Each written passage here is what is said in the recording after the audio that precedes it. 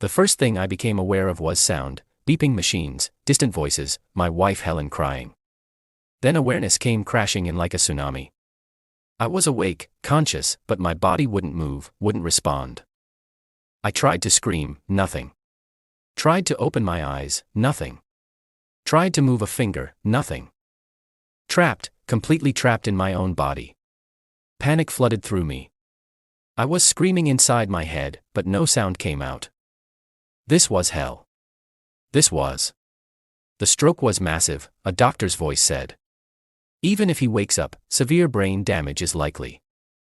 You should prepare yourself, Mrs. Bennett. How long? Helen asked. Days, maybe a week, I'm sorry. I wanted to scream, I'm awake, I'm here. Instead, I lay silent. A prisoner. That was 3 weeks ago. Now I could move my right index finger. Barely, and I'd heard everything. Helen, my brother Paul, and my best friend Derek planning to sell my house, empty my accounts, and pull my life support plug for the insurance money. But I had help. A nurse who'd noticed my finger twitch, my daughter Sarah who I'd texted in secret, and a phone hidden under my pillow recording every word they said. In 2 days, they were going to disconnect my machines. In 2 days, I was going to sit up and destroy them all. They thought I was dying. They were about to learn I'd been awake for 6 weeks, listening to every word. My name is Thomas Bennett, 67 years old. 1 month before the stroke, I'd given Helen a diamond ring for our 42nd anniversary. She'd cried, kissed me, said, I'm the luckiest woman alive to have you. 1 month later, I had a massive stroke while mowing the lawn. Collapsed. Ambulance. Hospital. Then nothing. When awareness first returned 3 weeks later, I didn't understand what was happening. I could hear voices, doctors, nurses, Helen crying, but I couldn't move, couldn't speak, couldn't open my eyes. My body was a prison. Terror doesn't describe it. Imagine being buried alive but still breathing, screaming inside your head with no sound coming out. That was my existence. For the first week of consciousness, I thought I was going insane. Was this death? Hell? Some nightmare I couldn't wake from. Then I heard a doctor say, locked-in syndrome, and I understood. I was awake, fully conscious, but my body wouldn't respond to my brain's commands. I spent days trying to move anything. A finger, a toe, an eyelid. Nothing worked. Just me, trapped, listening to my own breathing through a tube. That's when I heard the conversation that changed everything. Late at night, Helen, my brother Paul, and my best friend Derek of 30 years. They thought I was deeply unconscious. They spoke freely. The house sold, Paul said. For $180,000, split 3 ways like we agreed. And his retirement accounts? Derek asked. Like, subscribe, comment your city.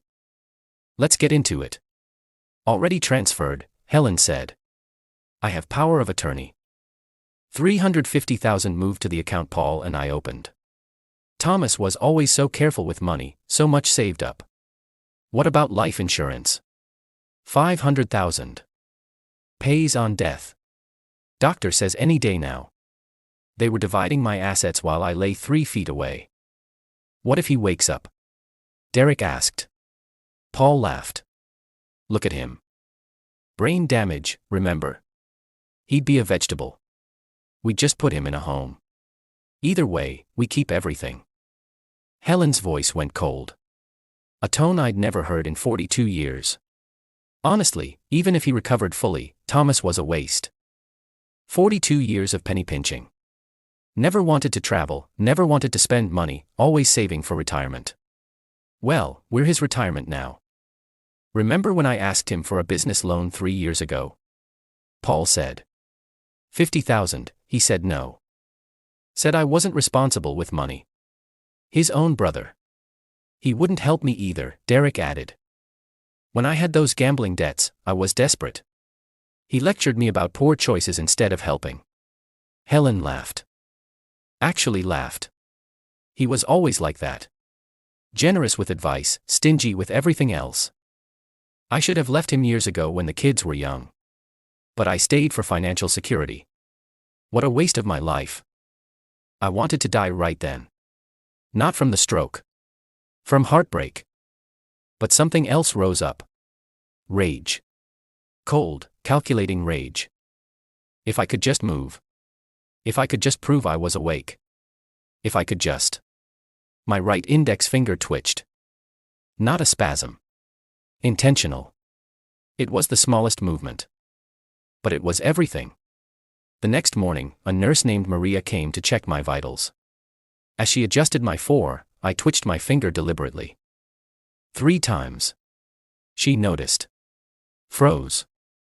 Leaned close. Mr. Bennett. Can you hear me? I twitched once. Yes. Oh my God. She checked the door, then whispered in my ear. Can you understand me? 1 twitch. Does your family know you're awake? 1 twitch. No. She was quiet. Then. Do you not want them to know? 1 twitch. Yes. Why? She stopped. Never mind. I've been a nurse for 30 years. I've seen this pattern before. My mother had dementia. My sisters tried to take everything while she was still alive. Is someone trying to take advantage of you? 1 twitch. Your wife. 1 twitch. I'm going to help you. But it's risky for me. I need you to trust me completely. Can you? 1 twitch. Maria became my lifeline. Over the next week she discovered I could barely move my right hand. She brought me an old phone, hid it under my pillow, helped me learn to operate it by whispering commands to voice to text. The first person I texted was my daughter Sarah in Boston. Helen had told her not to visit. Too traumatic to see your father like this. My text. Sarah. Dad. Awake. Can't move. Mom's stealing everything. Come alone. Tell no one. She called immediately. Maria held the phone to my ear, volume at minimum. Dad. Sarah's voice cracked. Is this real? Yes, I whispered with immense effort. Awake. Trapped. They're planning to pull plug Tuesday. Silence. Then. I'm a prosecutor, Dad. I know exactly what to do. I'm coming tonight. Sarah arrived at midnight. Stood at my bedside crying, squeezing my hand. I managed a weak squeeze back. They told me you were brain dead, she whispered. That you'd never wake up. Another squeeze. Okay, we're going to destroy them. But Dad, this is dangerous. If they catch us. I whispered. Record everything. Need them trying to kill me. Attempted murder. You want to wait until they actually try. Maximum charges. That's risky. Trust you. Over 3 weeks Sarah and Maria turned my room into a surveillance operation. Tiny cameras. Audio recorders. My phone constantly recording. And I lay there, pretending to die, while I listened to them celebrate my death. Week 4 of consciousness, something went wrong. Dr. Morrison came in with Helen. Mrs. Bennett, the insurance company is questioning the extended care. They want to know about disconnecting life support sooner. How soon? Helen asked. They're suggesting this Friday instead of Tuesday. 4 days early. Sarah wasn't ready. The evidence wasn't complete. If they pulled the plug now. Helen hesitated. Will he feel anything? No, he's deeply unconscious. It will be peaceful. She agreed. That night Maria came alone. I managed to move my hand enough to grab her wrist weakly. I know, she whispered. Sarah knows. We're accelerating the plan. Friday morning we'll have police here. But Thomas, Friday is cutting it very close. If something goes wrong. I understood.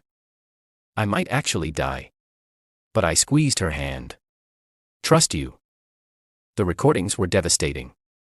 Paul in my room. Once Tommy's gone, I'm buying the boat I always wanted. With his money. The money he wouldn't loan me. Like button if you're enjoying this. Let me tell you what happened. Derek. I never understood why I stayed friends with him. He was boring, predictable. At least now his money won't go to waste. But the worst came Thursday night. One day before they planned to kill me. Helen, alone in my room, thinking I was unconscious. The hidden camera captured everything. She sat beside my bed, wearing the anniversary ring I'd given her. You know what, Thomas? I've been thinking about our marriage. And honestly, it was a disappointment. You were a good provider. I'll give you that. But you were boring, predictable. You worked your whole life saving money we never enjoyed. You said no to every trip I wanted. Every purchase I dreamed about. Always, we need to be responsible. She laughed bitterly. I stayed because leaving meant losing half of everything you hoarded. But now I get it all. The house. The retirement. The insurance. And I don't have to spend another day pretending to care about you. She stood up. Tomorrow they disconnect your machines. And tomorrow night, I'm going to dinner with Paul and Derek to celebrate. We're going to that expensive steakhouse you always said was too pricey. And we're going to toast to you. The man who worked his whole life so we could finally enjoy it. She left. I lay there. Tears streaming from eyes I still couldn't fully open. And felt something hardened inside me. Not just rage anymore. Purpose. Tomorrow, I would destroy her. Sarah texted at 6 a.m. Police ready, lawyer ready. Dr. Morrison briefed and cooperating. Dad, I love you. Be ready. At 9 a.m., Helen arrived. With Paul and Derek. Dr. Morrison followed with 2 nurses. Mrs. Bennett, Dr. Morrison said. Are you certain about this decision? I'm certain. My husband wouldn't want to live like this. It's time. I felt someone approach the machines. Heard buttons being pressed. Alarms being silenced. This was it. My oxygen levels started dropping. I could feel it. The machines slowing. My breathing becoming labored. Where was Sarah? The room started spinning. Consciousness fading. This was actually happening. I was going to. The door burst open. I used every ounce of strength I had left. Opened my eyes. Fully. Looked directly at Helen. Hello, Helen, I said. She screamed. Actually screamed. Surprise, I continued. My voice hoarse but clear. I've been awake for 6 weeks. I heard everything. Paul stumbled backward. Derek went white. Sarah strode in with 2 police officers and a man in a suit. Helen Bennett. Paul Bennett. Derek Morrison, she said. Her voice ice. You're under arrest for conspiracy to commit murder. Attempted murder. Elder abuse and fraud. This is insane, Helen shouted. Thomas was dying. Thomas was awake, Sarah said. She held up a tablet. Played the video from last night. Helen's voice filled the room. Tomorrow they disconnect your machines. And tomorrow night I'm going to celebrate. We're going to toast to you. The man who worked his whole life so we could finally enjoy it. The room went silent. That's attempted murder, Mom, Sarah said coldly. You plan to kill Dad for money. We have 6 weeks of recordings. Every conversation. Every plan. Every time you called him a waste. Detective Williams stepped forward with handcuffs. As they cuffed Helen, she turned to me. Tommy, please. 42 years. That has to mean something. It did, I said quietly. Until I heard you say I was a waste. That you should have left me years ago. That you were celebrating my death. I looked at her wearing my anniversary ring. Take off that ring. You don't deserve it anymore. Thomas, take it off or the officer will. She removed it with shaking hands. As they led them away, Paul shouted. You were always the golden child. Always perfect. Maybe if you'd helped me. I helped your entire life, I said. I paid for your education. Gave you a job. Let you live with us when your business failed. And you repaid me by trying to murder me for money. Derek said nothing. Just stared at the floor as they led him out. After they were gone, I looked at Dr. Morrison. How close was I? Your oxygen levels had dropped to dangerous levels. Another minute, Anne. He shook his head. Mr. Bennett, you cut that very close. I had to wait. Had to let them actually try. Otherwise it's just conspiracy. Sarah sat beside me, took my hand.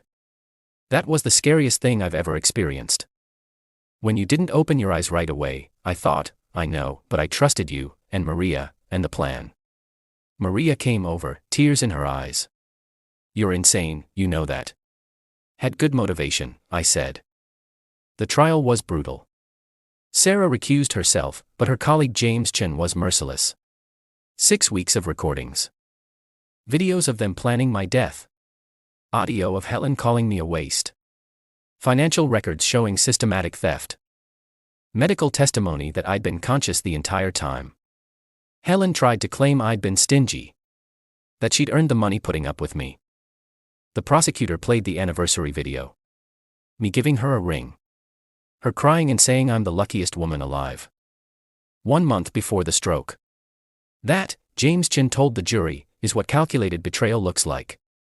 Helen got 15 years. Paul got 12. Derek got 10. But my victory was Pyrrhic. The stroke had damaged me. Physical therapy was agony. 3 months of learning to walk again. 6 months before I could live independently. There were days I wanted to quit. Days the pain was so bad I thought about giving up. Then I'd remember Helen laughing about toasting to my death. And I'd do another rep. 8 months after waking, I was home. Walking without assistance. Cooking my own meals. Living. Sarah visited every Sunday. You're a miracle, Dad. Doctors can't believe your recovery. Spite is a powerful motivator, I said. 1 year after my awakening, a letter arrived. From Helen. Through her lawyer. Thomas, I know you won't forgive me. But I need you to understand. I was unhappy for years. You were so focused on saving money. On being responsible.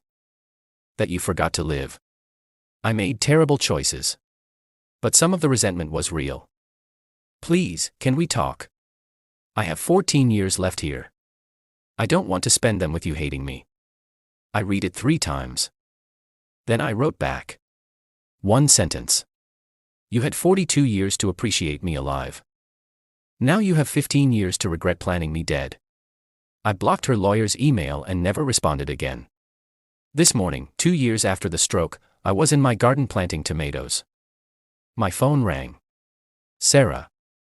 Dad, Derek's parole hearing. He's asking for early release for good behavior. What did the board say? Denied. Full sentence. And Dad. Helen's asking to see you again. No. I told her that. She said she's sorry. That she's changed. Sarah, I said. Your mother spent 6 weeks planning my murder. She sold my house. She stole my retirement. She told your uncle and my best friend that I was a waste of 42 years. She stood in my hospital room and laughed about toasting to my death. I paused. The fact that I'm alive and she's in prison. That's mercy enough. Fair. Love you, Dad. Love you, too. I went back to my garden. The sun was warm. My tomatoes were thriving. I was alive. Helen thought I'd die without ever knowing she betrayed me. She thought she'd live off my money while I rotted in a grave. Instead, I spent 6 weeks trapped in my body. Recording every word she said. And now she's trapped in a cell. Thinking about those words for 15 years. Some days, justice is exactly that perfect. They thought I was dying. They sold my house. Emptied my accounts. And stood 3 feet away, planning when to disconnect my life support. My wife said I was a waste of 42 years. My brother said I was stingy. My best friend said I was boring. What they didn't know. I'd been awake for 6 weeks. Trapped in my body but conscious. Recording everything. And my daughter is a prosecutor who knows exactly how to build an attempted murder case. They tried to kill me for money. Instead, they gave me all the evidence I needed to bury them forever. If this story moved you, If you felt the betrayal, the justice, or the redemption deep inside, please take a moment to hit like. It tells me this story mattered. Share your thoughts in the comments. Your words don't just echo, they inspire the next story. And if you believe in stories that stand for truth, loyalty, and poetic justice, please subscribe to this channel and turn on the notification bell.